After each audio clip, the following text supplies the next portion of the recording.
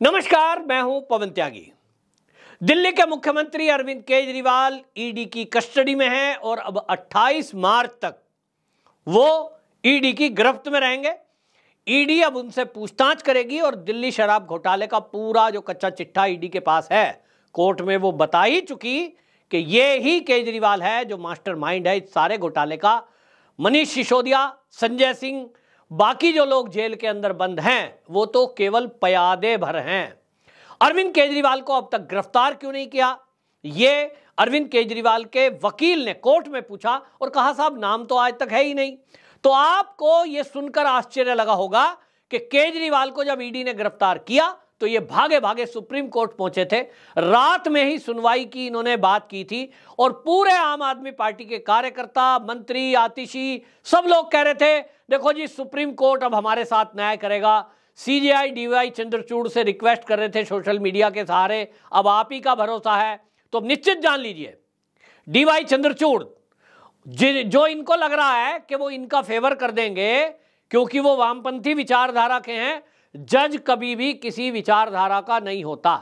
पढ़ाई करते समय वो क्या सोच रहे हैं, क्या बोल रहे हैं, सार्वजनिक जीवन में वो क्या बोल रहे हैं वो अलग विषय है, लेकिन जब वो जज की कुर्सी पर बैठे होते हैं, लेकर सेशन कोर्ट से लेकर हाई कोर्ट और सुप्रीम कोर्ट तक, जब वो उस कुर्सी पर बैठ जाते हैं, सबकी बात मैं नहीं कर रहा हूं, दो चार लोग जरूर ऐसा विवादित हैं जो शकल देखकर फैसला करते हैं, लेकिन अधिकांश जो जज हैं वो फैसला तथ्यों के, सबूतों के और कानून के हिसाब से करते हैं।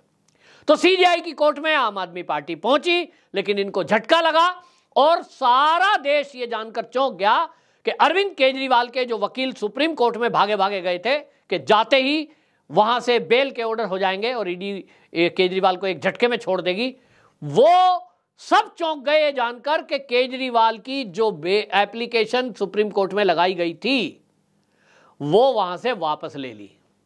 अब यह रहस्य बहुत सारे लोगों को पता नहीं है कि अरविंद केजरीवाल ने सुप्रीम कोर्ट से अपनी एप्लीकेशन वापस क्यों ली, जब वकील जो है पहुंच गए थे और आम आदमी पार्टी के सारे कार्यकर्ता कह रहे थे जी सुप्रीम कोर्ट ही अब एक सहारा है, वही हमें बचाएगा, क्योंकि मोदी जी हमें जेल भेजना चाहते हैं, हमारे नेता को यही छुड़ा सकते हैं।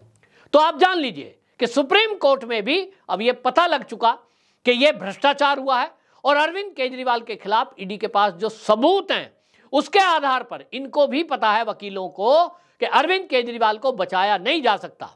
आनन फानन में सुप्रीम कोर्ट पहुंचे, लेकिन सुप्रीम कोर्ट में डीवाई चंद्रचूड़ जो सीजेआई हैं उन्होंने इनको कह दिया कि देखिए दिल्ली शराब घोटाले में पहले से ही जो खंडपीठ शराब घोटाले की सुनवाई कर रही है, आप उनके पास जाइए।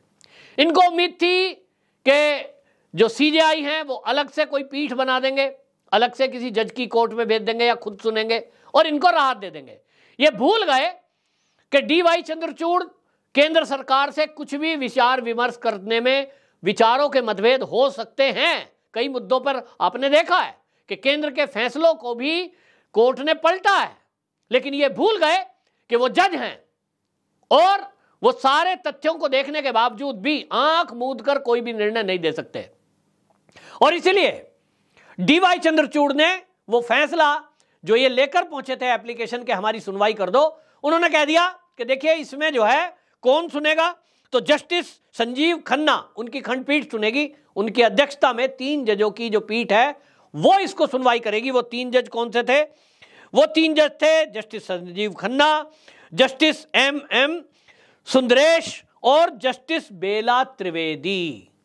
3 जजों की खंडपीठ है जो शराब घोटाले की जांच पर सुनवाई कर रही है। इन्होंने कहा सीजेआई साहब ने कि वहां जाइए, और जैसे ही जस्टिस बेला त्रिवेदी का नाम ये अरविंद केजरीवाल के वकील अभिषेक मनु सिंघवी ने सुना, उनके पैर के नीचे से जमीन खिसक गई। आपको बता दूं, जस्टिस बेला त्रिवेदी सुप्रीम कोर्ट में वो नाम है कि जहां अच्छे अच्छे भ्रष्टाचारी और देश विरोधी कांपते हैं, और इसीलिए यही एक नाम वो है जिसकी वजह से अरविंद केजरीवाल के वकील ने अपनी एप्लीकेशन वापस लेने में ही भलाई समझी। क्योंकि आपको बता दूं, ये जो वकील हैं ये वहां सुप्रीम कोर्ट जो पहुंचे थे, ये बेल लेने तो जा ही नहीं सकते थे। लोग कह रहे थे ना बेल मिल जाएगी, बेल मिल जाएगी। ईडी ने अभी अरविंद केजरीवाल को जो गिरफ्तार किया है शराब घोटाले में पूछताछ के लिए, क्योंकि उनको 9 सम्मन दिए गए, वो सम्मन पर नहीं आए। सम्मन पर नहीं जाने पर एक कानून है पीएमएलए का धारा 50, उसके उल्लंघन पर धारा 174 के अंदर आपको जेल होती है और इसी के आधार पर ईडी किसी को भी गिरफ्तार कर सकती है।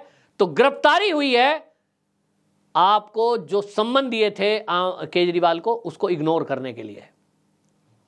और ये जो केजरीवाल के वकील हैं ये इसलिए बेल की एप्लीकेशन लगा ही नहीं सकते थे क्योंकि कोई केस दर्ज ही नहीं है अभी केजरीवाल के खिलाफ, एफआईआर ही नहीं है। जब एफआईआर ही नहीं है तो बेल किसकी मिलेगी? और इसलिए ये मांगने क्या गए थे? ये मांगने गए थे गिरफ्तारी से प्रोटेक्शन। गिरफ्तारी से प्रोटेक्शन मांगने के लिए पहले ये हाई कोर्ट गए थे और हाई कोर्ट ने, दिल्ली हाई कोर्ट ने गिरफ्तारी से रोक लगाने को मना कर दिया था, यानी प्रोटेक्शन देने को मना कर दिया था।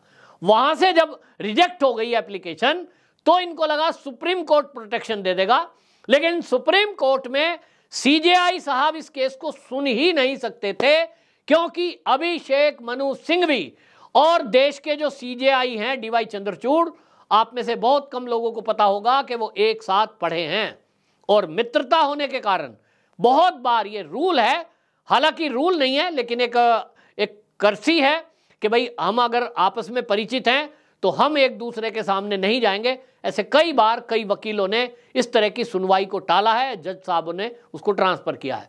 तो डीवाई चंद्रचूड़ ने इसीलिए इनको कह दिया और ऑलरेडी जब एक खंडपीठ बनी हुई है, शराब घोटाले को पढ़ रही है, सुन रही है, समझ रही है, तो वहीं जाएंगे। लेकिन वहां जस्टिस बेला त्रिवेदी, ये वो नाम है जिससे देश के सारे भ्रष्टाचारी कांपते हैं और इसीलिए पता लग गया कि अगर वहां पहुंचे तो निश्चित जान लीजिए कि वहां जाते ही आपको लताड़ लगेगी और आप जब कहेंगे कि साहब हमें जो है यहां सुनवाई से राहत दे दीजिए, अगर वहां से रिजेक्ट हो जाती है सुप्रीम कोर्ट से तो ये निचली किसी भी अदालत में जा नहीं सकते, ना सुनवाई हो सकती। क्योंकि सुप्रीम कोर्ट से अगर किसी भी एप्लीकेशन को रिजेक्ट किया जाता है, हो सकता है जज साहब कोई टिप्पणी भी लिख दें, तो उसके बाद ये निचली किसी भी अदालत में नहीं जा सकते थे। और इसीलिए इनको समझ में आ गया कि जस्टिस बेला त्रिवेदी के होते हुए आपको राहत मिलेगी नहीं, क्योंकि किसी को भी नहीं मिली। कि कविता जेल में है, उनको भी झटका लगा यहीं से, इसी आपको बता दूं जो खंडपीठ से। इसी तरह आप देखिए मनीष सिसोदिया पहुंचे थे, उनको भी सुप्रीम कोर्ट से राहत नहीं मिली। और जब सुप्रीम कोर्ट से राहत नहीं मिलती तो निचली अदालत में आप जाएंगे, जा ही नहीं सकते। भाई सुप्रीम कोर्ट ने मना कर दिया, आपकी बेल एप्लीकेशन रिजेक्ट कर दी, तो आप सुप्रीम कोर्ट को सुप्रीम कोर्ट में ही चुनौती दे सकते हो। यह बात केजरीवाल के वकील को जब समझ में आ गई कि यहां तो जस्टिस बेला से वास्ता पड़ना है। और जस्टिस बेला कौन है आपको बता देता हूं। जस्टिस बेला जो है गुजरात के अंदर मोदी जी जब सीएम रहे हैं वहां तो राजनीति करी है, और तो भैया जब जो है लॉ सेक्रेटरी रह चुकी हैं। अब ये ऐसा कहते हैं लोग कि वो मोदी जी के निकट हैं, लेकिन जैसा मैंने बताया मोदी जी के निकट नहीं, वो कानून को ठीक से पालन करती हैं, चेहरा देखकर फैसले नहीं करती हैं, और ये जजों की क्वालिटी है ही है, ये धर्म है उनका। तो ये जस्टिस जो है बेला त्रिवेदी मानी जाती हैं सख्त, ना अपराधी को कोई छूट देती हैं, ना किसी के दबाव में आती हैं और ना किसी की सुनती हैं। तो इसीलिए अरविंद केजरीवाल के वकीलों ने तत्काल एप्लीकेशन वापस ले ली और फिर मूव कहां किया? राउज एवेन्यू कोर्ट में।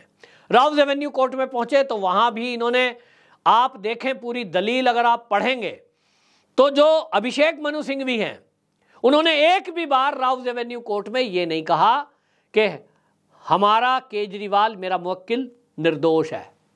कहना तो यही चाहिए ना।